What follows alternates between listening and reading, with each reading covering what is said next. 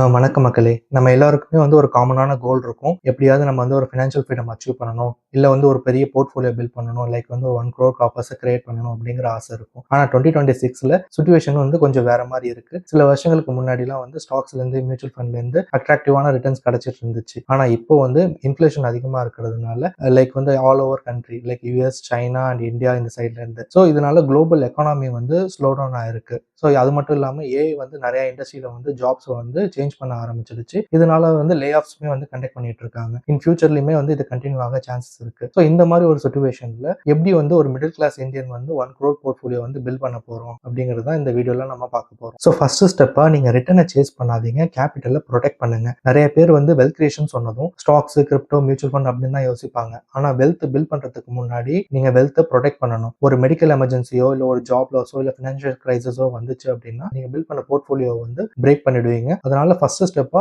Health insurance இருக்கிறது ரொம்பவே important. Even நீங்க எங்க இருந்தாலும் இன்சூரன்ஸ் அவாய்ட் பண்ணாதீங்க, எடுத்துருங்க. ஒரே ஒரு ஹாஸ்பிட்டல் பில்லு நீங்க சேர்த்து வச்ச பல வருஷ சேவிங்ஸையுமே பிரேக் பண்ணிடும். அதனால வெல்த் கிரியேஷன் ஜேர்னில இன்சூரன்ஸ்ல இருந்து ஸ்டார்ட் பண்றது ரொம்பவே முக்கியம். Second step emergency fund. நிறைய பேர் இன்வெஸ்ட்மெண்ட் பண்ண ஆரம்பிக்கிறாங்க. ஆனா பேங்க் அக்கௌண்ட்ல ஒரு 30,000 கூட பேக்கப் இல்லாம தான் ஸ்டார்ட் பண்றாங்க. இது ரொம்பவே டேஞ்சரஸ். மினிமம் 6 மந்த் எக்ஸ்பென்ஸாவது இருக்கணும். பெட்டர் நீங்க 12 மந்த் எக்ஸ்பென்சஸ் வச்சுக்கலாம். எமர்ஜென்சி ஃபண்ட் இல்லாம நீங்க இன்வெஸ்ட்மெண்ட் பண்றது சீல் பெட்டே போடாம நீங்க ஹைவேல ட்ரைவ் பண்ற மாதிரி இது ரொம்பவே risk. So third step income protection. So இது ரொம்பவே முக்கியம். ஏன்னா ஏஐ ஆட்டோமேஷன்ஸ் வந்ததுனால லே ஆஃப் ரொம்ப அதிகமா இருக்கு. அண்ட் இன் ஃபியூச்சர்லயுமே இது கண்டினியூ ஆகிற மாதிரி தான் இருக்கு. உங்க ஏர்னிங் பவர் தான் உங்களை ரீச் ஆகும் இனிமேல். ஸோ நீங்க செய்யற வேலையில ஏதாவது ஏஐ ஃபியூச்சரிஸ்டிக்கா இருக்கா, இல்ல புது ஏஐ டூல்ஸ் ஏதாவது உங்களால லேர்ன் பண்ணிக்க முடியுமா, டெவலப் பண்ண முடியுமான்றதை நீங்க செக் பண்ணுங்க. அண்ட் சைடு இன்கம் கிரியேட் பண்றதுக்கு நீங்க ஸ்டார்ட் பண்ணுங்க. ஏன்னா வெல்த் இனிமேல் இன்வெஸ்ட்மெண்ட் பேஸ் பண்ணி மட்டும் கிரியேட் ஆக போறது கிடையாது. உங்களோட கேஷ் ஃப்ளோ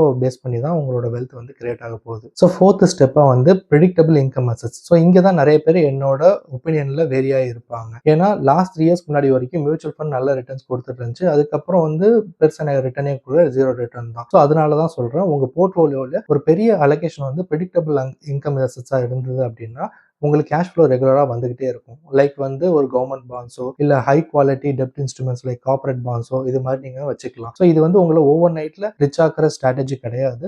ஆனால் லாங் டேர்மில் இது கண்டிப்பாக ரிச் ஆகும். ஏன்னா ஏஐனால நிறைய பேருக்கு ஜாப் லாஸஸ் ஏற்பட்டாலும் உங்களுக்கு மந்த்லி வர இன்கம்லேருந்து எந்த விதமான டிஸ்டர்பன்ஸும் இல்லாமல் வந்துட்டே இருக்கும். ஸோ ஃபிஃப்த் ஸ்டெப்பாக கண்ட்ரோல்டு ஈக்விட்டி எக்ஸ்போஷர்ஸ். நான் ஈக்விட்டி வேண்டாம்னு சொல்லலை, ஏன்னா ஈக்விட்டிலேருந்து மட்டும்தான் நமக்கு க்ரோத் கிடைக்கும். ஆனால் இந்த டைமில் ஈக்விட்டி மட்டுமே போதாது. எக்ஸாம்பிள் ஒருத்தர் 50,000 சேலரி வாங்குறாரு அப்படின்னா அவரால் ஒரு 20,000 சேவ் பண்ண முடியுதுன்னு வச்சுக்கலாம். அவர்கிட்ட இன்சூரன்ஸ் இருக்கு, எமர்ஜென்சி ஃபண்ட் இருக்கு. இதுக்கப்புறம் அவரோட போர்ட்ஃபோலியோ பில்ட் பண்ண ஸ்டார்ட் பண்றாரு. ஸோ 50% ஃபிக்ஸட் இன்கம் இருக்கும். லைக் கவர்மெண்ட் செக்யூரிட்டிஸ் ஆர் ஒரு கார்பரேட் நல்ல குவாலிட்டி கார்பரேட் பாண்ட்ஸோ இருக்கலாம். ஸோ 25% கோல்டுல அண்ட் 25% ஈக்விட்டி அண்ட் மியூச்சுவல் ஃபண்ட்ஸ்ல இருக்கணும். இது ஒரு எக்ஸாம்பிள் மட்டும் தான். ஒவ்வொருத்தருக்கும் இந்த அலோகேஷன் வேரி ஆகும். எண்ட் ஆஃப் த டே நம்ம ஒரு ரிஸ்க் எப்படி மேனேஜ் பண்ணணும் அப்படிங்கறத பார்க்கணும். ஸோ கோல்ட் பத்தி ஒரு இம்பார்ட்டன்ட் பாயிண்ட் என்னன்னா, கோல்டு கேஷ் ஃப்ளோ ஜென்ரேட் பண்ணாது, ஆனா ஒரு அன்சர்டனிட்டி சிச்சுவேஷன்ல இருந்து உங்களை காப்பாற்றும். லைக் ஒரு குளோபல் இன்ஃப்ளேஷன், ஒரு கரன்சி டிப்ரிசியேஷன், ஒரு ஜியோ பொலிட்டிக்கல் இஷ்யூஸ், இந்த மாதிரி டைம்ல கோல்டு உங்களை காப்பாற்றும். ஸோ ஒரு ஸ்டேபிளாகவும் இருக்கும். அதனால நீங்க ஒரு ஸ்மால் அலோகேஷன் நீங்க அதில் வச்சுக்கலாம். ஸோ இப்போ ஒரு முக்கியமான கொஸ்டின், எப்படி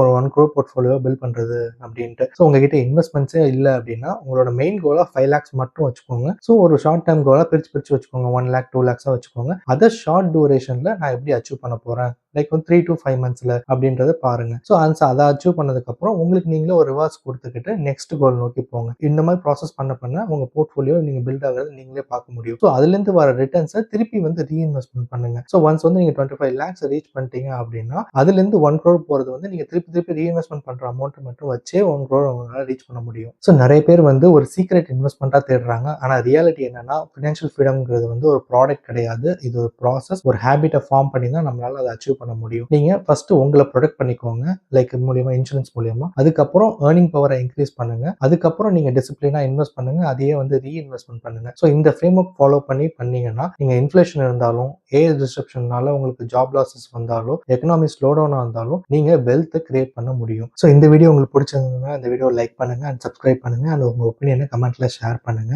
நன்றி மக்களே.